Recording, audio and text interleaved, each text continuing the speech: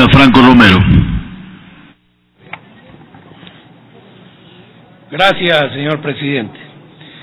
Señores legisladores, en estas comparecencias, tanto del sector privado como público, a la Comisión de Régimen Económico y Tributario, hemos tenido la oportunidad de enterarnos de algunos datos estadísticos que nos llaman sobremanera la atención, como por ejemplo que el 80% de la población económicamente activa gana menos de $605 mensuales.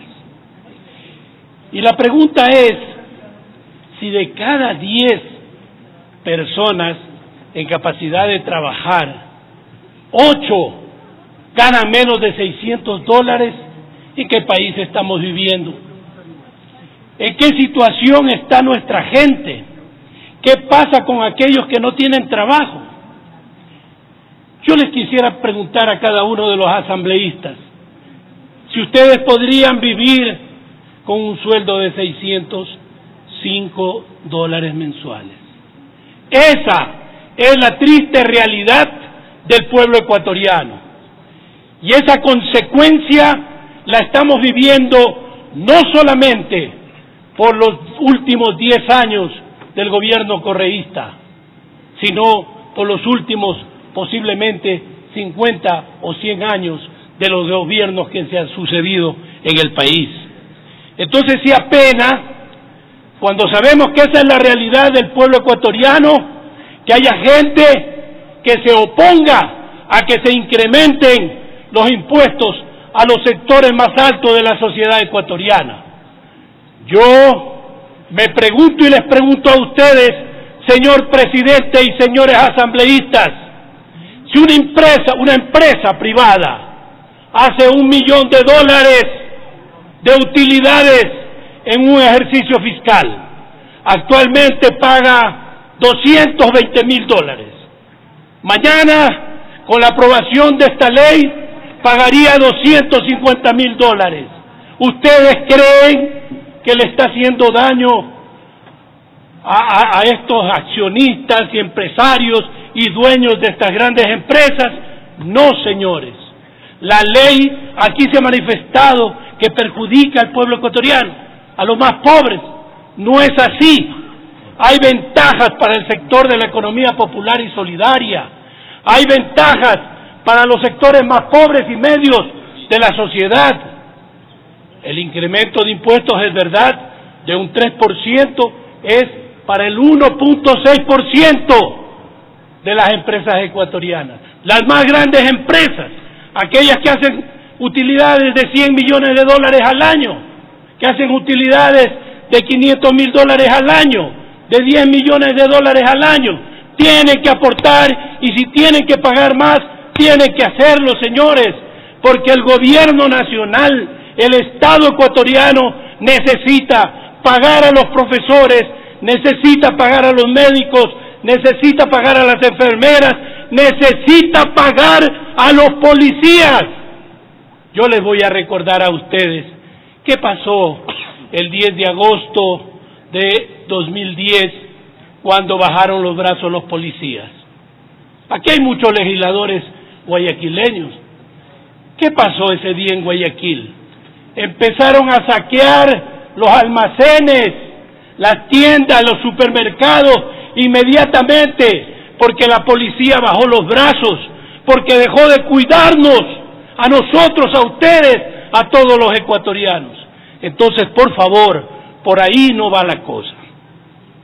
Se ha dicho que los medios de pago electrónicos no deben ser manejados ni por el Banco Central ni por la banca privada. ¿En dónde estamos? ¿En qué momento de la historia de la humanidad estamos? Estamos en el año 17 del tercer milenio, señor presidente y señores legisladores, y en todos los países civilizados del mundo se utilizan los medios electrónicos de pago.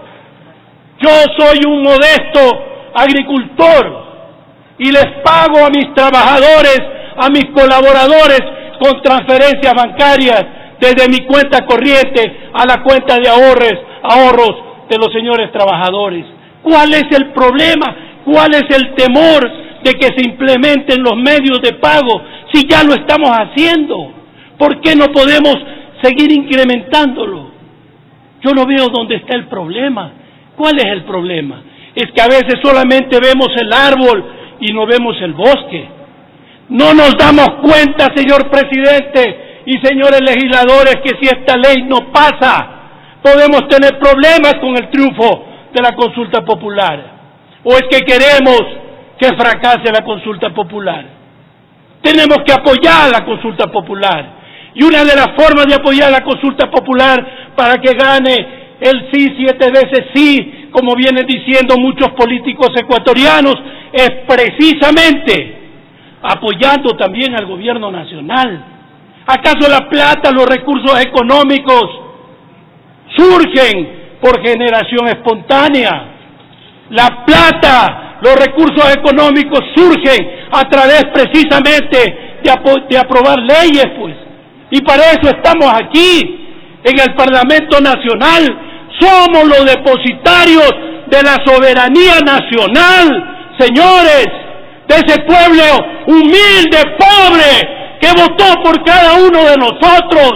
Aquí no estamos para representar al 1% de la población nacional. Estamos para representar a más del 90% del pueblo pobre del Ecuador, señor presidente, señores legisladores. Señor presidente, quiero a través suyo dirigirme al señor presidente de la comisión para pedirle que se incluya en el texto de esta ley la 14ª disposición transitoria, que dice lo siguiente, con su venia: los contribuyentes que desarrollen su actividad comercial en las zonas fronterizas del país tendrán el plazo de 90 días contados a partir de la entrada en vigencia de la presente ley para presentar un plan de pagos de sus deudas tributarias derivadas del impuesto a la renta e impuesto a la salida de divisas. Quienes se acojan a esta disposición tendrán el plazo de hasta 6 años para cancelar las referidas deudas y sin necesidad de presentar garantía. Respecto del valor de la primera cuota, se considerará lo señalado en la disposición transitoria 8ª de la presente ley. Lo señalado en esta disposición no será aplicable en relación a tributos retenidos o percibidos. El Servicio de Rentas Internas emitirá la normativa secundaria necesaria para la aplicación de esta disposición. Son centenares, señor presidente, de contribuyentes de Huaquillas, de Tulcán, de Macará, de las diferentes zonas fronterizas del país, que nos han pedido clamorosamente que se apruebe esta disposición transitoria para ellos pagar sus deudas con respecto al impuesto a la renta y con respecto al ingreso de divisas, el impuesto de salida de divisas, para poderse reintegrar al aparato productivo del país. Bien es sabido que ciudades como Huaquillas están viviendo la peor crisis económica de la historia, señor presidente. Por otro lado, también quiero pedirle, señor presidente, que teniendo en cuenta que en el año próximo pasado, señor presidente Correa vetó una ley, la Ley de Economía Popular y Solidaria, que la debatimos durante 2 años en la comisión, y que no entiendo por qué el señor presidente Correa la vetó totalmente. Ahí constaba una disposición transitoria para que se solucione el problema de las cooperativas en liquidación, cuyos problemas no son de las cooperativas, sino de las personas que pertenecen a esas cooperativas. Sería la 16ª disposición transitoria que dice lo siguiente, señor presidente, con eso concluyo.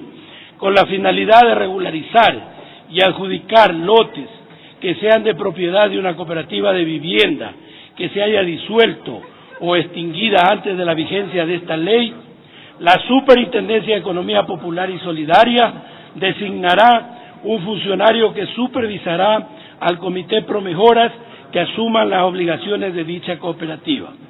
Adjudique los lotes a sus posesionarios legítimos en el plazo de 2 años. En estos casos, los posesionarios mantendrán sus obligaciones económicas frente a la cooperativa de vivienda. Si el proceso de liquidación y extinción de la cooperativa fuera irregular, el comité no podrá adjudicar los predios hasta que haya resuelto por vía judicial. Señor presidente, en la vida tenemos 2 opciones: estar junto a los que sufren o estar junto a los que hacen sufrir. Yo ya escogí mi opción, estaré junto a los que sufren. Gracias, señor presidente.